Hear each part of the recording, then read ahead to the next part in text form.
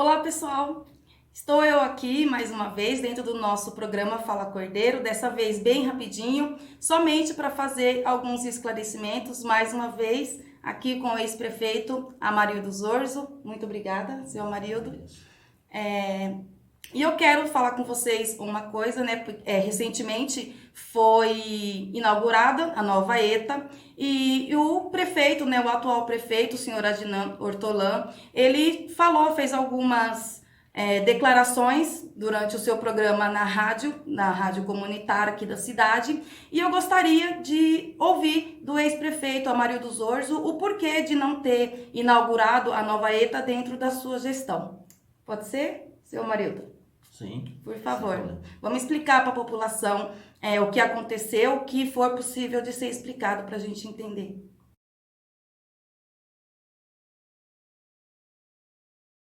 Segunda-feira, às 10 horas da manhã, a gente inaugura a nova ETA de Cordeirópolis.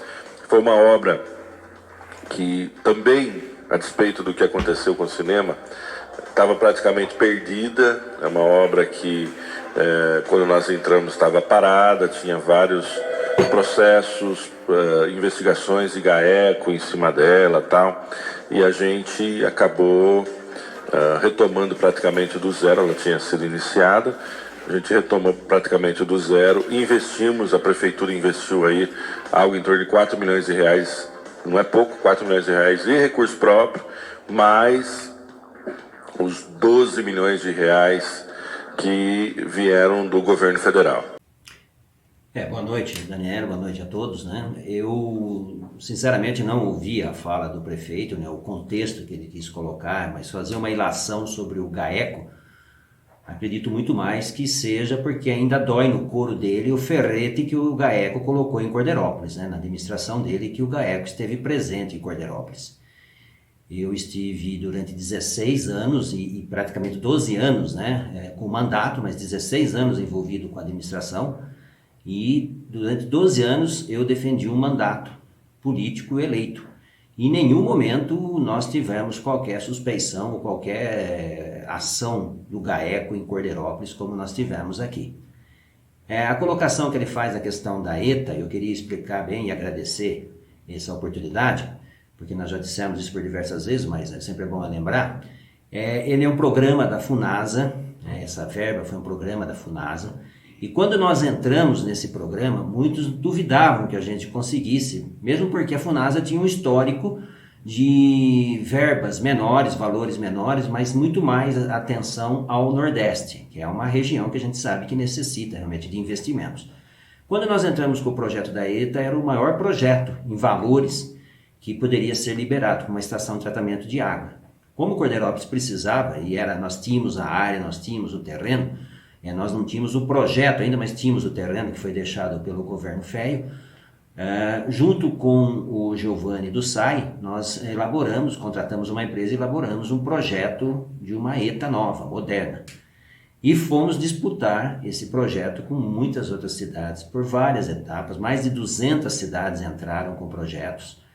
E dessas 200 cidades, nós fomos contemplados, nós ficamos entre as 20 cidades contempladas. Esse processo demorou, porque ele é um processo demorado mesmo. Um projeto de uma ETA é um volume enorme, é um trabalho muito grande de engenharia.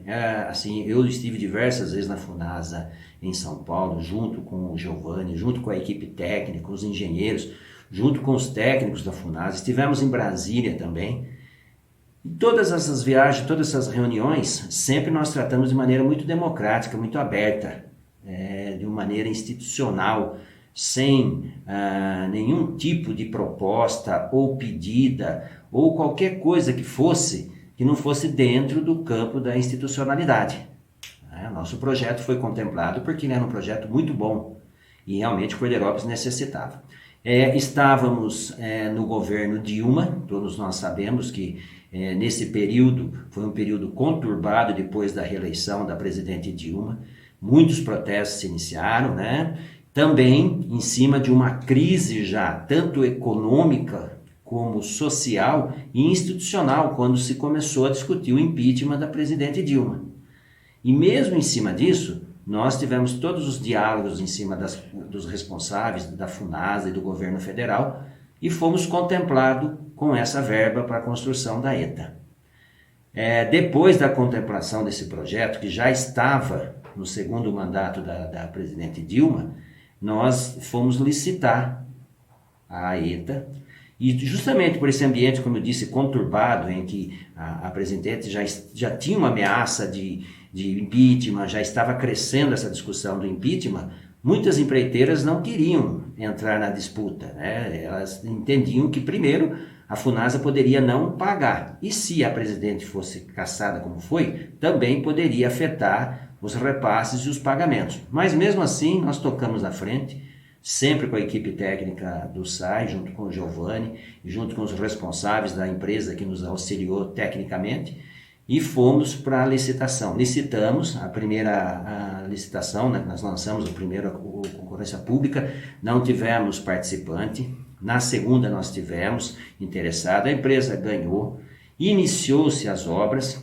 aí nós já estávamos no ano de 2015, mais para o final já de 2015, quando as obras foram iniciadas.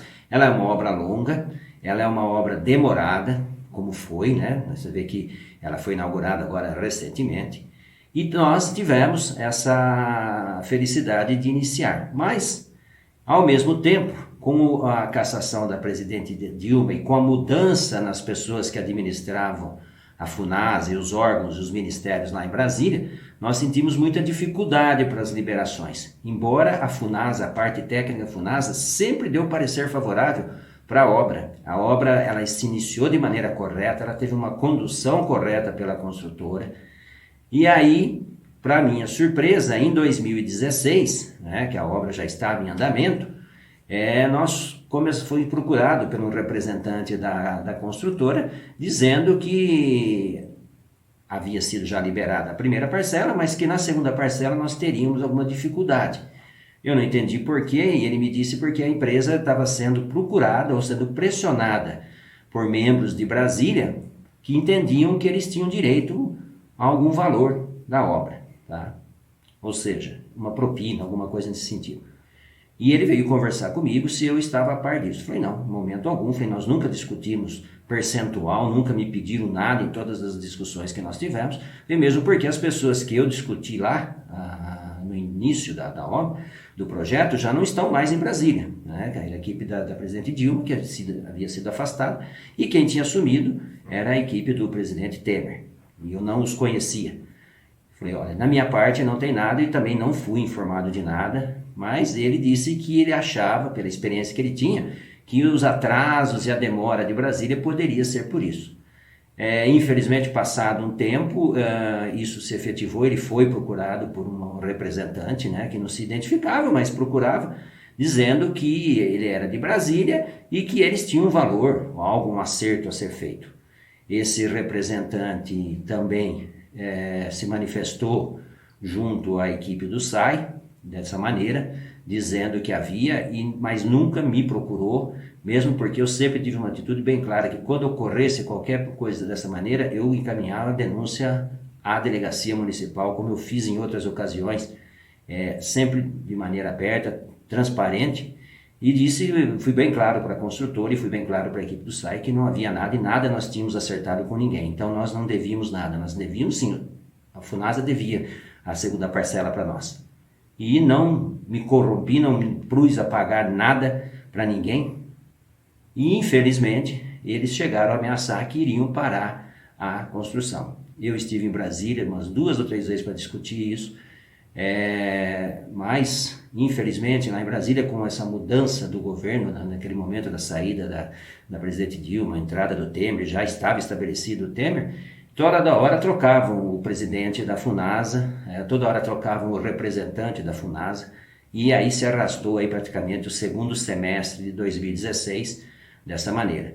A obra foi paralisada realmente por conta dessa procura que houve de um representante que não se identificou, não sei quem é, porque a mim ele não veio dizer isso, mas dizia sim que tinha um acerto que eu sabia, que o prefeito sabia que Brasília era assim, né? E de todas as obras que eu licitei, de todas as obras que eu conduzi no meu mandato, desde construção de creches, né, de UBSs, todas que nós construímos, anel viário, mesmo o destacamento do Corpo de Bombeiro, o anel viário, tudo que nós deixamos aí construído, que eu iniciei no meu governo e que eu encerrei, em momento algum houve apontamento do Tribunal de Contas de irregularidades. Eu tenho todas as minhas contas, todas elas com parecer favorável ao Tribunal de Contas.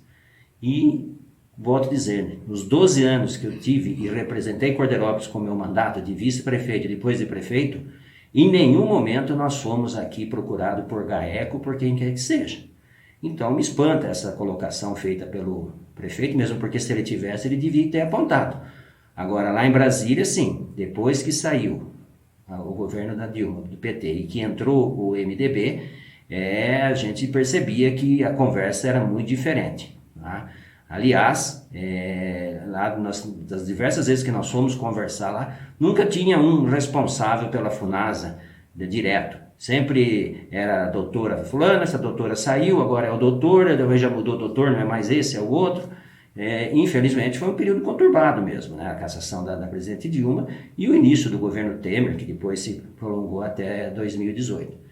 E a gente espera, né, que não tenha ocorrido nada, com certeza, porque ele, o prefeito Adnan, é MDB, que não tenha ocorrido essa pressão em cima dele, assim como eu tive em cima do nosso governo, no final do governo, em 2016. Então, o senhor acha mesmo, então, que a obra deu esse atraso, a obra parou, pelo fato do senhor não ter se corrompido, não ter aceitado nenhum tipo de pagamento de propina? Olha, eu não fui procurado, em hipótese alguma, isso eu sei que a construtora foi, e eu fui bem claro à construtora. Falei, se vocês vão pagar, vocês vão pagar com o recurso de vocês. No município de Cordeirópolis não vai sair nada. Prefeito, mas lá em Brasília, falei, olha, eu sempre tratei com Brasília, eu nunca tive nenhum tipo de proposta dessa maneira. Tá? Falei, eu não vou agir dessa maneira. Ok? Falei, se tivesse me procurado, jamais iria assim, dessa maneira, mas pelo menos eu estaria ciente. A verdade é que eles começaram a procurar terceiros, né? Foram em cima da construtora, da empreiteira, e a empreiteira sentia realmente que podia parar e que eles iam ter prejuízo, porque eles estavam tocando a obra muito bem, tanto é que a FUNASA, em todas as avaliações que ela fez da obra, ela sempre pareceu favorável ao modo da construção ser conduzida, ao canteiro de obras que foi estabelecido. E, para nossa surpresa, eles realmente pararam, não fizeram o pagamento da segunda parcela, que era responsabilidade do governo federal, e aí a construtora teve que, infelizmente, abandonar a obra, porque ela não tinha, mas ela já estava tendo prejuízos com o canteiro. Você sabe que hoje conduzir uma obra desse porte, desse tamanho, uma obra importantíssima, gigantesca, né? Uma das maiores obras que nós tivemos, e fico feliz que foi contemplada, mas isso foi uma conquista da nossa equipe, né? O SAI, na época, comandado pelo Giovanni, e você há de se lembrar também que nesse período também nós tivemos toda a crise hídrica que nos antecedeu em 2014, fomos afetados pela crise hídrica, depois a crise financeira, depois a crise política de Brasília, com a cassação da presidente Dilma, tudo isso em cima do nosso período, nosso governo de 2013 a 2016. Mas nós, em hipótese alguma, cometemos qualquer deslize ou qualquer erro. Eu acho que se tivéssemos pago, né, se eles tivessem procurado, se tivesse alguma propina, aí sim eles poderiam até nos denunciarem, mas eu não fiz isso e não autorizei ninguém ao pagamento e fiquei muito triste porque eles realmente não fizeram o segundo pagamento e aí a construtora teve que deixar a obra e quando o novo governo se iniciou, a obra estava assim parada, estava assim paralisada por conta desse ataque de pessoas e terceiros aí que se identificavam como sendo de Brasília. Comigo eles nunca estiveram, volto a dizer, não sei quem veio, não sei o nome, mas a construtora me relatou durante uma conversa que estava sendo procurado por representantes de Brasília. E acredito eu que depois, como eu vi em 2017, aquele bunker lá da Bahia, né, onde tinha mais de 50 milhões depositados lá nos apartamentos, e outras situações mais que o governo Temer esteve envolvido, né, ele chegando até com a JBS e tantos outros escândalos que foram denunciados pela mídia, eu não acho difícil que isso aí realmente tenha ocorrido, né? Mas eles pararam a obra por conta do não pagamento da segunda parcela. E fico feliz agora que a atual administração conseguiu terminar a obra, mas isso foi uma conquista do nosso governo, da equipe do SAI de Cordeirópolis, do Giovanni, capitaneado pelo Giovanni, que foi uma das maiores obras que nós conquistamos. Graças a Deus está aí, né, que foi inaugurada a obra, mas o nosso objetivo é sempre trazer a informação da forma mais correta possível aí para todos vocês que nos acompanham. Seu Amarildo, muito obrigada pela explicação, pela oportunidade, pela confiança. Mais alguma coisa que o senhor queira dizer? Não, eu agradeço você mais uma vez, né, e estou sempre disposto e aberto às suas indagações, aos seus questionamentos, né. A gente fica triste quando vê o que ocorreu recentemente, né. Você vê, de todas essas obras que eu citei do nosso governo, eu também fiz concurso público, e a gente sabe a dificuldade de um concurso público, né.